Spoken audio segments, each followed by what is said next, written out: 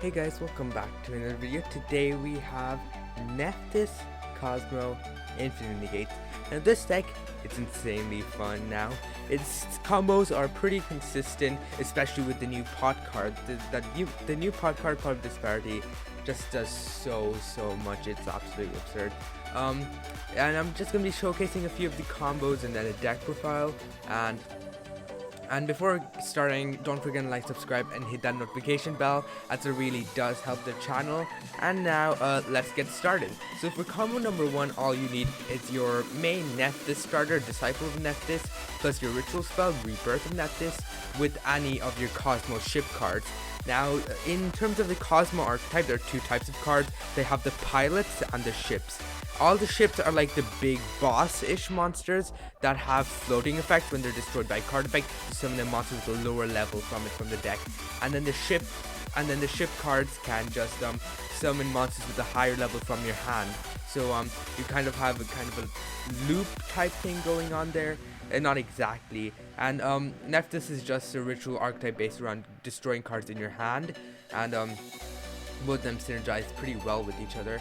So this is not the most common hand you're going to get. It's not the most consistent, and this does kind of end on like the worst end board out of the 3 combos I'm going to show you, but it does just end on something, you know. It at least does something, and it's not too uncommon to get this hand. So we start off with Disciple of Nephthys. We're going to use its effect in order to destroy the Kozmo ship monster we have in your hand to search Connector. This card's coming out in Phantom Rage. It's an absurd card. When it's ritual summoned, you're just able to summon one of your Nephthys ritual monsters straight from your deck. And another one of the Nephthys ritual monsters, when they're summoned, you can summon another Nephthys monster from your deck. So it can just send to oblivion. We're going to use our Kozmo monster effect to summon Kozmo Strawman. Strawman can it's one of the pilots, as I said. It can summon a level 3 or higher Kozmo monster from your hand, and it has another effect where you can pay 500 to summon one of your banished Kozmo monsters. So we'll just summon the monster we just banished. Now we're going to use the ritual spell in order to summon Connector. Connector will summon Devotee, and this is the ritual monster I was talking about, which will summon Matriarch. And then we can go into the Link monster. This card right here it's kind of similar to Preparation of Rites, where you can search a ritual monster and can recover one of your ritual spells from your graveyard, which is super cool. Cerulean Phoenix, this is the level 8 ritual monster. We're not actually going to be summoning it. And then we'll use the effect of the Matriarch. This is kind of similar to Disciple, where it destroys a card in your hand to gain an effect, and this one summons a Nephthys from your graveyard. So we're going to destroy the ritual spell card, and then even the ritual monster has a graveyard effect to summon itself from the graveyard. Now we're just going to go into some basic Infinite Negate link plays, going into Simorgh, Union Carrier, and IP Masquerena. A cool thing is that their link 2 is a winged beast, which is really good for Infinite Negate specifically, just because it has the ability to easily go into it without having to waste some material on Reproducus. So this is going to be our end board. During the end phase, Simorgh will trigger, summoning Apex Avian from your deck.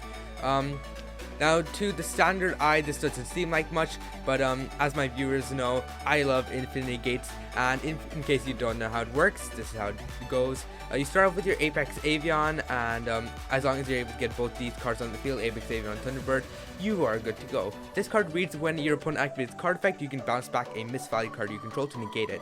And what Thunderbird reads is that when it's bounced back from your field to the hand, you can just summon it. And since Thunderbird will almost always stay on the field, you're always able to just infinitely negate it. Infinitely negate your opponent's monsters. There are a few weaknesses. Thunderbird starts a new chain, so in that chain you are very vulnerable to like quick play spells, floating effects, any of those type cards, and it can't really go any higher than Chain Link 2, since Misvalue Apex Avian is a once per chain card. And it does cover up one of the bigger weaknesses of Infinite Gates, where if your opponent attempts to attack over your Thunderbird, you're just able to go into Avramax during your opponent's turn with IP Masquerena and Union Carrier, which is an attack magnet which cannot be targeted by card effects. And IP Masquerena also makes the monster it uses as link material to be indestructible by card effects. So you have a monster that can't be attacked by battle, it can be targeted by card effect, it can be destroyed by card effect. It's really difficult to out, and on top of that, if it's sent to the graveyard by say Kaiju or like a Dingirsu or something on those lines, then it can shuffle a card on the field into the deck, so it even can float into removal, which is just so strong. So that was kind of our first combo. It's definitely the weakest of the three, but now we will get to some spicier ones. So right here we have another combo. You need Pre-Preparation of Rites. I know, I'm sorry. It's basically a 2.5-ish combo. You need any of your Kozmo ship monsters. As I said before, you just gain so much advantage from just destroying one of them. It's insane. And Pre-Preparation of Rites is able to search any of your ritual monsters and ritual spells, and since a ritual spell does specifically list a ritual monster, not to ritual summon, but it's just as a secondary effect, even if it lists it as a secondary effect, then you still can just add it. And just any other monster, this monster specifically has to be level 2 or higher, which is kind of something, but really good other than that. So we're going to go ahead and use the Pre-Preparation of Rites to search our Devotee of Nephthys and the Nephthys ritual spell. We're going to activate the ritual spell, attributing any of our other monsters in order to summon it. And then, as I said, when it's summoned, you can just summon another from your deck. Disciple, this is your starter. You can just pop the ship, search Connector. The ship will trigger summoning Kozmo Delta Shuffle. Now this card, it's able to send Kozmo monsters straight from your deck to the graveyard. And this will kind of show a combo that can theoretically produce infinite link material as long as you have infinite life points, because it does come to a life point cost. But this can just really send a Kozmo monster from your deck to the graveyard, and that's what's important. We're going to summon the Nephthys link. As I said, it basically just adds one card from your deck and one card from your graveyard to your hand. We're actually going to use it to tribute our Cerulean Phoenix in order to summon the Connector in our hand. Now the secondary effect of Rebirth that I said is that if you tribute your Devotee of Nephthys or your Cerulean Phoenix, then you can destroy a card on the field. So since we tributed that, we can destroy our Kozmo Delta Shuffle. Now the Delta Shuttle will trigger us Chain Link 1 and the Connector Chain Link 2 because we want our Delta Shuttle to resolve. And now we get to summon Kozmo Soartroopers. It's the exact same card we sent earlier, and the beauty of this card, it is a not once per turn card, not hard once per turn, where you can pay 1000 life points, summon a Kozmo Psychic monster from your graveyard. So since it itself is a Psychic monster, you're just able to summon another copy of itself, link it off, then this other copy can summon your old copy, link it off, then you can just infinitely link each other off, and you'll always like keep one on your field. So that's, it'll pay 1000 to summon that one from your graveyard. We're going to link with Simorgh, and it's not once per turn, so you're going to activate it again, summon this one. You'll go into Binary Sorceress. This can be any link to.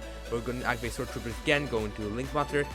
This is another we can go into Tri-Gate Wizard from here. It's in just any generic link 3.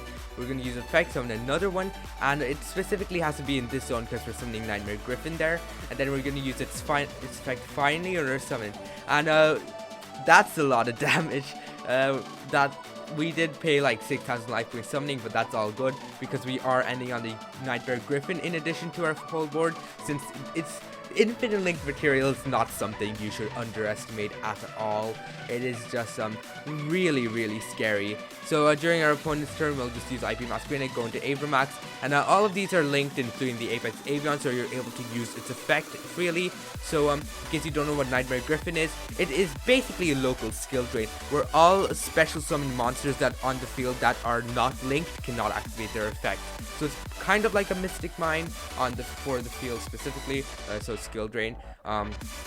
And we are not giving our opponent any link arrows here, which is just super strong. So even if they are able to out our lock somehow, maybe by kaijuing the Apex Avian, they still have to deal with Knightmare Gryphon, which is a very big threat, not being able to activate the effect of monsters on the field. And there's a good reason why skill drain is limited. It's just really difficult to play through it. So that was kind of our second replay, the second best one. And now we're going to go to what I think is the best one in my opinion.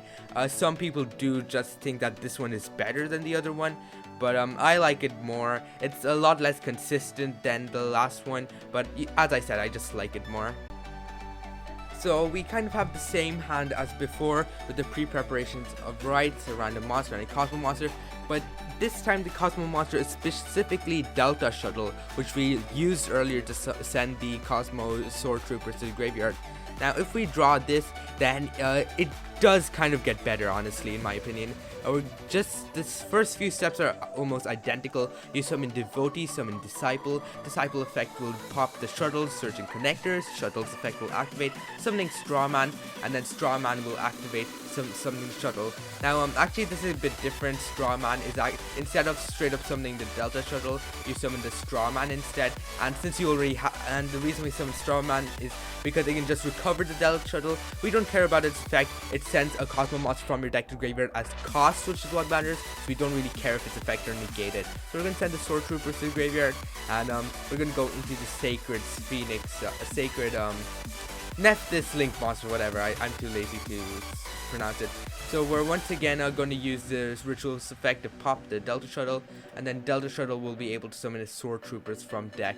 Now it does look pretty much the same as before, like with the extra Strawman, but having the extra Strawman is really good, because earlier we didn't even have another Kozmo monster in our graveyard to summon off a Soartroopers. Now we have that Strawman to summon. On top of that, Strawman can summon another monster, so we have just a couple more interactions there. We're going to go ahead, use Soartroopers, summon another, and then we'll go into Cerberus. This can just be any link too.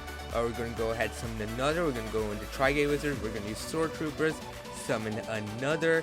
Then we can go into Binary Sorceress. This is just to tri-link our Tri-Gate Wizard. You should know where this is going. Now we're going to go ahead, summon another one.